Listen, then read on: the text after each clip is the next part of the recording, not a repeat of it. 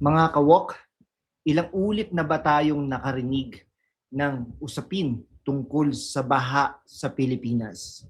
Pero ang tanong, bakit tila taon-taon pareho pa rin ang eksena?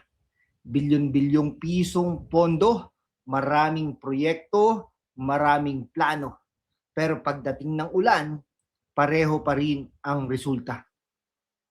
Ngayon, mas lumalalim ang diskusyon sa loob ng Senado tungkol sa flood control funds at infrastructure spending.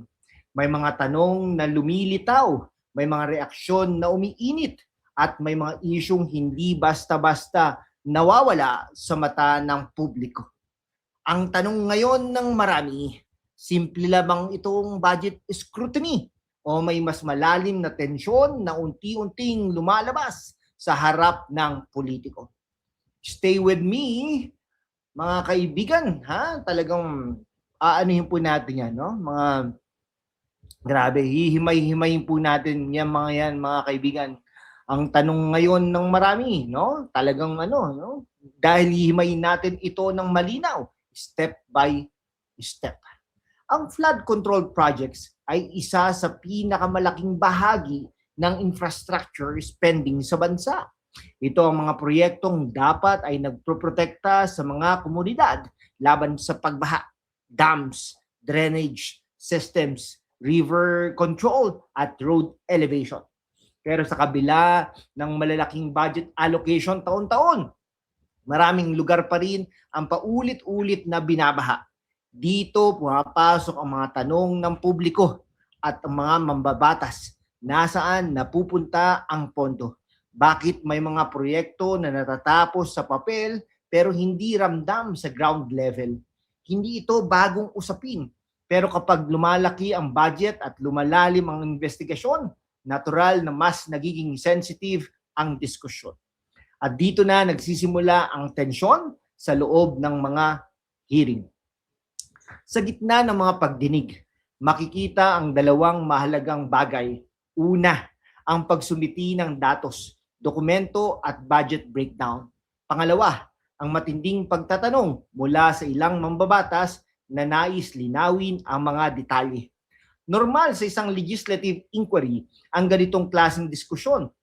Pero sa mata ng publiko, kapag umiinit ang tono ng pagtatalo, nagiging mas malaki ang interpretasyon nito. Okay, mga kaibigan, ha? Normal sa isang legislative inquiry ang ganitong klaseng diskusyon. Pero sa mata ng publiko, kapag umiinit ang tono ng pagtatalo, nagiging mas malaki ang interpretasyon nito. May mga nagsasabi na ito ay simpleng debate lang sa proseso, pero may iba rin na nakikita itong indikasyon na may mga bahagi ng proyekto na kailangang mas lalong ipaliwanag. At habang tumatagal ang hearing, mas nagiging sentro ng usapan ang reaksyon ng mga personalidad na sangkot. Sa labas ng Senado, mas lalong umiinit ang diskusyon. Sa social media, hati ang opinyon ng publiko. May mga nagsasabing dapat lang na inuusisa ang bilyong-bilyong budget. Pero meron ding nagsasabi, baka naman pinalalaki lang ang issue at bahagi lang ito ng normal na political exchange. Dito nagkakaroon ng isang mahalagang punto. Sa gitna ng ingay, alin ba ang mas mahalaga? Emosyon o ebidensya? Kasi ang tunay na usapin dito ay hindi lang tungkol sa kung sino ang mas malakas magsalita, kung hindi, kundi paano masisiguro na ang pera ng taong bayan ay nagagamit ng tama. Kung flood control ang pinag-uusapan, hindi lang ito tungkol sa proyekto. Ito ay tungkol sa epekto ng buhay ng bawat Pilipino. Kapag bumabaha ang isang lugar, ang epekto ay hindi lamang sa kalsada. Naroon ang pinsala ng kabuhayan sa eskwelahan, sa negosyo at sa seguridad ng pamilya. Kaya ang bawat piso ng inilaan para dito ay may direktang epekto sa araw-araw na buhay. Dito pumapasok ang konsepto ng accountability. Paano sinusukat ang success ng proyekto? Nasusunod ba ang timeline? Ang kalidad ba ay ayon sa plano? At may malinaw bang monitoring kung saan napupunta ang pondo? Kapag may gap sa alinman dito, doon nagsisimula ang mga tanong na hindi madaling sagutin. Importante rin tandaan, sa bawat issue laging may iba't ibang panig. May panig ng mga nagde-develop ng proyekto, may panig ng mga nag-iimbestiga, at may panig ng publiko na direktang apektado. Hindi lahat ng tensyon ay nangangahulugang na mali, pero hindi rin lahat ng paliwanag ay dapat agad tanggapin ng walang tanong.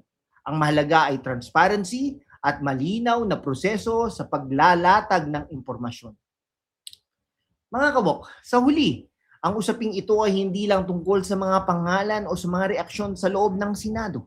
Ito ay tungkol sa kung paano natin binabantayan ang pondo ng bayan at kung paano natin sinisiguro na ang bawat proyekto ay may tunay na epekto sa buhay ng mga tao. Kaya ang tanong ko sa inyo, sa tingin ninyo, sapat na ba ang paliwanag na lumalabas ngayon? O mas kailangan pa natin ng mas malalim na pagbusisi at mas malinaw na transparency? I-comment nyo yan mga kaibigan ha, ang inyong opinyon. Hihintayin ko yan at sasagutin ko. Walang personalan ito, maayos na diskusyon lamang. Kung gusto nyo ng ganitong klase ng analysis, diretso, malinaw, at walang ingay, like, share, and subscribe. Mga kaibigan, hindi pa tayo magtatapos. Let's have a break. Mga kaibigan, kung titignan natin ang nakalipas na dekada, hindi na bago ang usapin ng baha sa Pilipinas. Taon-taon may bagong budget. Taon-taon may bagong proyekto. Pero taon-taon din may parehong problema. Ang tanong ng marami ngayon ay hindi na lang may proyekto ba eh. Ang mas mahalagang tanong, bakit parang paulit-ulit ang resulta kahit paulit-ulit din ang pondo? Dito pumapasok ang isang pattern na dapat pag-isipan ng mabuti. Hindi lang kung magkano ang ginagastos, kundi kung gaano ito ka-epektibo sa actual na implementasyon. Sa papel, maraming flood control projects ang mukhang maayos. May designs, may allocation, may timeline. Pero ang realidad sa ground level ay iba ang kwento.